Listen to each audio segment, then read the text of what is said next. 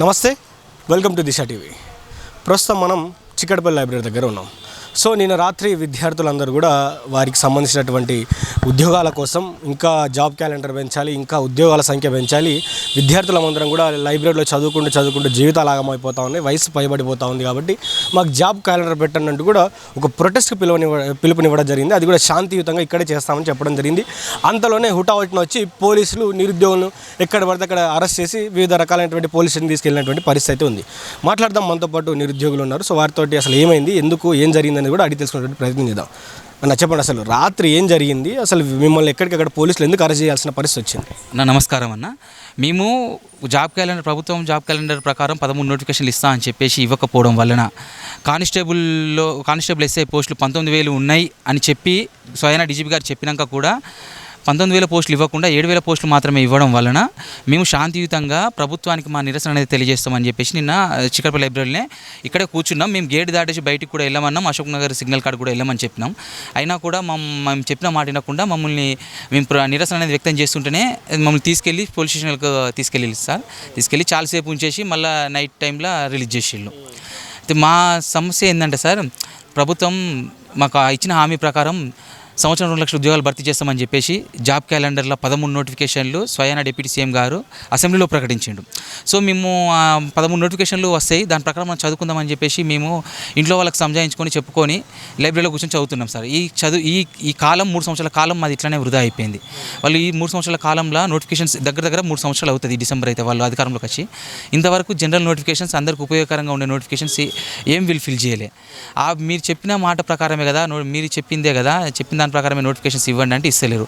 So మేము ఇస్తలేరు అని చెప్పేసి చిన్నగా నిరసన చేస్తే మమ్మల్ని తీసుకెళ్లి పోలీస్ స్టేషన్లో వేస్తున్నారు. అంటే ఎప్పటి నుంచో నానుతున్న మాట కదా, రాష్ట్ర ప్రభుత్వం చెప్తా ఉంది మేము ఇవ్వాల్సినటువంటి ఉద్యోగాలు అయితే ఇస్తూనే ఉన్నాం, దాదాపు 70,000 ఉద్యోగాల వరకు ఇచ్చేసినాం ఆల్రెడీ, ఇంకా ఇస్తాం, టైంని బట్టి రాష్ట్ర ఆర్థిక పరిస్థితులను బట్టి ఇస్తామని చెప్తా ఉన్నారు కదా సార్. 70,000 ఇచ్చినామన్న మా మాట అవాస్తవం సార్. అది ప్రాత ప్రభుత్వం ఇచ్చిన నోటిఫికేషన్లో వీళ్ళకి అపాయింట్మెంట్ ఇచ్చి వీళ్ళు ఇదే మాట చెప్పొచ్చు కదా, అధికారం రాకముందుకు వాళ్ళు ఇచ్చిన నోటిఫికేషన్లు అన్నింటినీ మేము అపాయింట్మెంట్లు ఇస్తాం, అవి కాకుండా మిగతా నోటిఫికేషన్లు ఏవి ఇవ్వం అని అంటే మేము వాళ్ళకి ఎందుకు కొట్టేసేవాళ్ళం? వాళ్ళు 70,000 ఉద్యోగాలు అనేవి ప్రాత ప్రభుత్వం ఇచ్చిన నోటిఫికేషన్లో వీళ్ళు జస్ట్ వచ్చినాక అపాయింట్మెంట్స్ ఇచ్చిళ్ళు అంతే.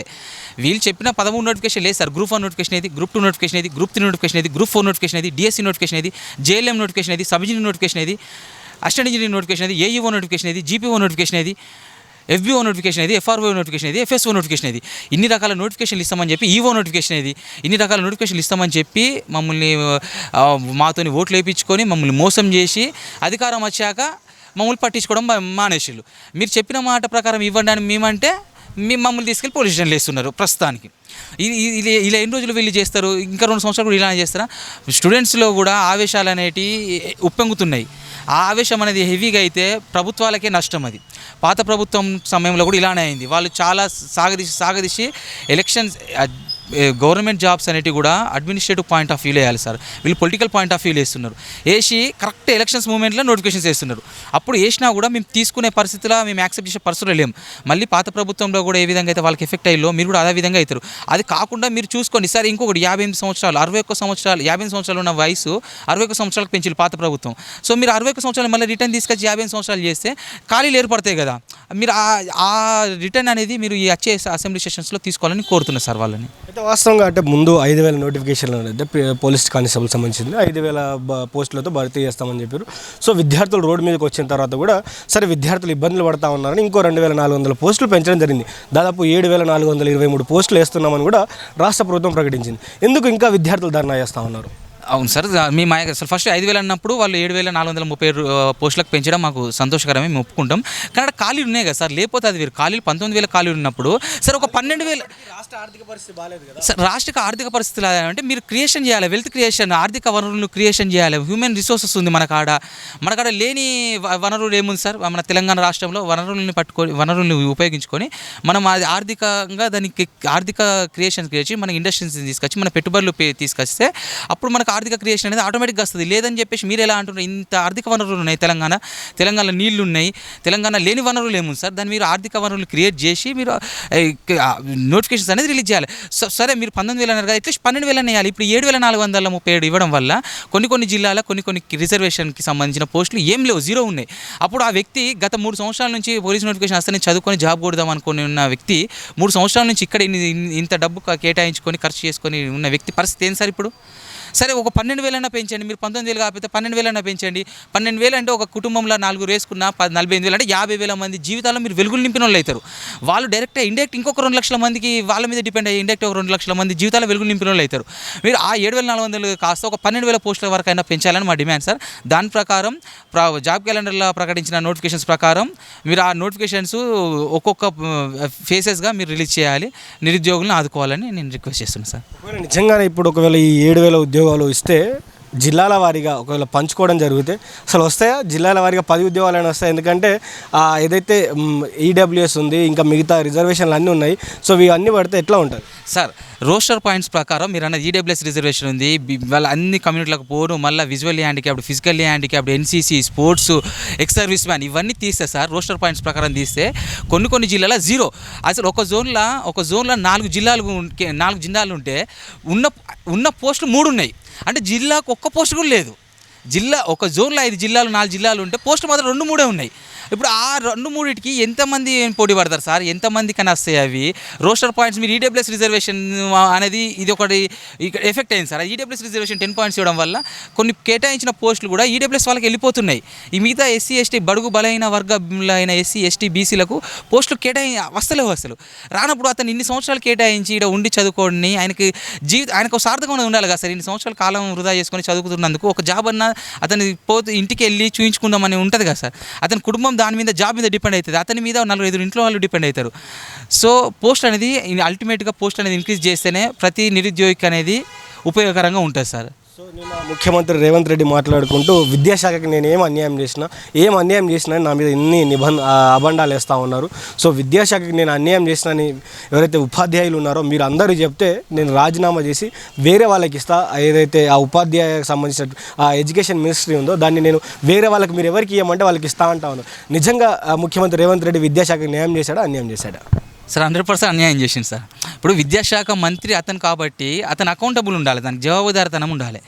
మీరే విద్యాశాఖ మంత్రికి ఉండి, మీరే హోంశాఖ మంత్రి కూడా ఉండి, మీరు ఇక్కడ పిల్లల్ని కొడుతున్నారు, ఢిల్లీలో స్టూడెంట్స్ ధర్నా చేసినా వాళ్ళకి సపోర్ట్ చేస్తున్నారు. అంటే ఇక్కడ ఒక విధంగా ఉంటారు, మీరు అక్కడ ఒక విధంగా ఉంటారా? ప్లస్ ఇంకోటి విద్యాశాఖ మంత్రిగా మీరు ఏం చేయాలి సార్? పిల్లల్ని చదువుకోవాలని చెప్పేసి వాళ్ళకి ఫీజు రింబర్స్మెంట్ ఇవ్వాలి. ఇప్పుడు ఇన్ని కాలేజీలో మీరు ఫీజు రింబర్స్మెంట్ బకాయిలను అలానే పేరుకపోవడం వల్ల స్టూడెంట్స్ డిగ్రీలు అయిపోయాక పీజీ చేద్దాం అనుకున్న విద్యార్థికి పోయి సర్టిఫికేట్ అడిగితే engineering colleges, degree college certificates ఇస్తలేరు. మీరు రింబర్స్మెంట్, మీకు రావాల్సిన రింబర్స్మెంట్ రాలేదు, మేము మీకు సర్టిఫికేట్లు ఎలా ఇస్తామని చెప్పేసి, అంటే ఆ విద్యార్థి ఉన్నత చదువులు చదువుకుందామన్న విద్యార్థిని మీరే ఆపేస్తున్నారు ఒక విద్యాశాఖ మంత్రిగా ఉండి. సో మీరు విద్యాశాఖ మంత్రిగా మీరు రిజైన్ చేయాల్సిందే. మీరు 100% దానికి రెస్పాన్సిబుల్గా ఉండి, అకౌంటబుల్గా ఉండి మీరు రిజైన్ చేసి ఒక మంచి వ్యక్తికి ఇవ్వాలి. ప్లస్ విద్యాశాఖ మంత్రి ఇచ్చిన వ్యక్తి కూడా దానికి బాధ్యతాయుతంగా అతని బాధ్యతలు ఖచ్చితంగా నిర్వర్తించాలి. ఉద్యోగ నోటిఫికేషన్లు రిలీజ్ చేయాలి, ఆర్థిక వనరులు లేకపోతే ఆర్థిక వనరులు సమకూర్చుకోవాలి, ఫీజు రియంబర్స్మెంట్ ఇవ్వాలి. చదువుకుందాం అనుకున్న విద్యార్థులకు, బడుగు బలహీన వర్గ కుటుంబాల నుంచి వచ్చిన విద్యార్థులకి ఉన్నత చదువులు చదువుకోవడానికి మీరు అవకాశం కల్పించాల్సిందే. విద్యార్థులను ఎప్పుడు పడితే అప్పుడు రాత్రి చూడట్లేదు, ఉదయం చూడట్లేదు, ఏ సమయాన్ని బట్టి ఎవరైనా ఇక్కడ మినిస్టర్ కావచ్చు, ముఖ్యమంత్రి కావచ్చు, ఎవరైనా మీటింగ్ పెట్టినా ఇష్టానుసారంగా అరెస్ట్ చేస్తాను. మీరు శాంతియుతంగా ధర్నా చేస్తున్నా, ఇష్టానుసారంగా అరెస్ట్ చేస్తున్నాం. సో ఈ అరెస్టుల పర్వంపై ఏం చెప్తారు? సరే, ఈ అరెస్టులు అనేది చాలా తప్పు సార్. అరెస్టులు అనేది మేము శాంతియుతంగా నిరసన అనేది ప్రభుత్వానికి తెలియచేయాలని చేస్తున్నాం.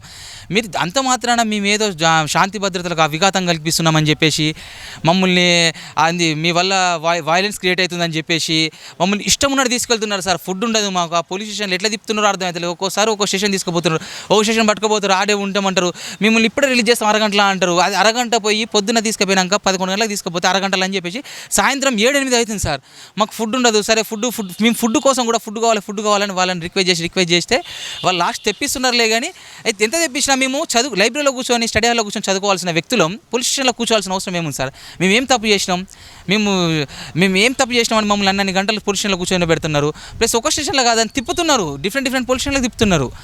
అది మేము శాంతియుతంగా చేసినప్పుడు మా బాధని మీరు ఆలకించాలి, వినాలి, దానిపైన మీరు చర్యలు తీసుకోవాలి తప్ప మమ్మల్ని ఇట్లా అరెస్టులు చేయడం అనేది కరెక్ట్ కాదు సార్. అరెస్ట్ చేయొద్దని కోరుకుంటున్నా. చివరిగా ఏం చెప్తారు అంటే ఈ నిరుద్యోగుల అంశం కావచ్చు, లేకపోతే మీరు రాష్ట్ర ప్రభుత్వానికి ఏం చెప్పదలుచుకున్నారు? సార్ నేను ఒకటే ఫైనల్గా చెప్పేది ఒకటే సార్. అల్టిమేట్గా మీరు కనుక నోటిఫికేషన్లు ఇస్తే మేము ఇందులోనే లైబ్రరీలో స్టడీలో కూర్చొని చదువుకుంటాం. మేము రోడ్లు ఎక్కి ధర్నాలు చేయడం, ప్రొటెస్ట్లు చేయడం, ర్యాలీలు చేయడం అనేది మా ఇంటెన్షన్ కాదు. మేము హైదరాబాద్కి వచ్చింది కూడా ఈ ధర్నాలు, ప్రొటెస్టులు, ర్యాలీలు చేయడానికి కాదు, మేము చదువుకోవడానికి వచ్చినాం. మీరు కనుక నోటిఫికేషన్లు అనేది కరెక్ట్ టైంలో, ఇన్ టైంలో ఇచ్చుకుంటూ, మీరు చెప్పిన మాట ప్రకారం ఇచ్చుకుంటూ ఉంటే మేము ఇక్కడే కూర్చొని చదువుకుంటాం సార్. మమ్మల్ని ఇంకోటి అరెస్ట్ చేయొద్దు, అరెస్ట్ చేసి మమ్మల్ని పోలీసులు తిప్పొద్దు, నిరుద్యోగుల మీద కేసులు పెట్టొద్దు. ఇంతవరకు కొంతమంది నిరుద్యోగుల మీద కూడా కేసులు అయిన కేసులన్నింటినీ మీరు ఎత్తివేయాలి, మాకు ఒక హామీ ఇవ్వాలి, మాకు ఒక భరోసానివ్వాలి. మీ ప్రభుత్వం, మా ప్రభుత్వం, మన ప్రభుత్వం అనే మీరు మన ప్రభుత్వం అన్నప్పుడు మాకు అన్ని విధాలుగా మీరు ఆదుకోవాలి అని నేను ప్రభుత్వాన్ని రిక్వెస్ట్ చేస్తున్నాను sir. Thank you so much అన్న. మాకు ఒక్క నిమిషం, దిశ టీవీకి థ్యాంక్ యూ సో మచ్ అన్న. మా సమస్యలు ప్రతి సమస్య మేము ఎప్పుడైనా మేము ఒక వీడియో పంపించినా, ఒక ఫోటో పంపించినా అది యాస్టిస్ మీరు వేసి మా సమస్యను రాష్ట్ర వ్యాప్తంగా వ్యక్తపరుస్తున్నందుకు దిశ టీవీకి ప్రత్యేక కృతజ్ఞత. థ్యాంక్ యూ అన్న.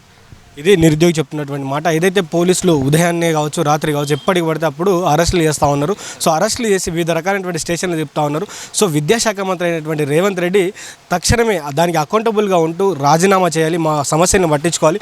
7,000 పోస్టులు కాదు, దాదాపు 19,000 పోస్టులు ఖాళీ ఉన్నాయి కాబట్టి ఆ ఖాళీలను భర్తీ చేయాలి. అదేవిధంగా ఏదైతే ఉద్యోగుల యొక్క వయోపరిమితి 61 సంవత్సరాలు ఉందో, ఏదైతే రిజైన్ చేయాల్సినటువంటి రిటైర్మెంట్ ప్రకటించాల్సినటువంటి టైం 60 నుంచి మళ్ళీ 58 ఏళ్ళకు మళ్ళీ మారిస్తే ఒకవేళ నిజంగానే చాలామంది రిటైర్ అయ్యేటువంటి అవకాశం ఉంది కాబట్టి అది కూడా చేంజ్ చేయాలని నిరుద్యోగులు కోరుతా ఉన్నారు. నిజంగా మేము శాంతియుతంగా ధర్నా చేస్తుంటే మమ్మల్ని ఇబ్బంది పెడతా ఉన్నారు. సో అట్లా ఇబ్బంది పెట్టకుండా మా సమస్యల్ని తీర్చాలని కూడా వారందరూ కోరుతా ఉన్నారు. మరి చూద్దాం రాష్ట్ర ప్రభుత్వం రానున్నటువంటి రోజుల్లో ఈ 7,000 పోస్టులు కాస్త 19,000 పోస్టులు చేస్తుందా, లేకపోతే నిరుద్యోగులు ఇలాగే రోడ్డు మీద కూర్చొని ధర్నాలు, రాస్తారోకలు చేస్తూ ఉంటారు కూడా వేచి చూద్దాం. చూసే ఉండండి దిశ టీవీ. నేను journalist Srikanth, video journalist Prashanth from Chikkadpally library, Hyderabad.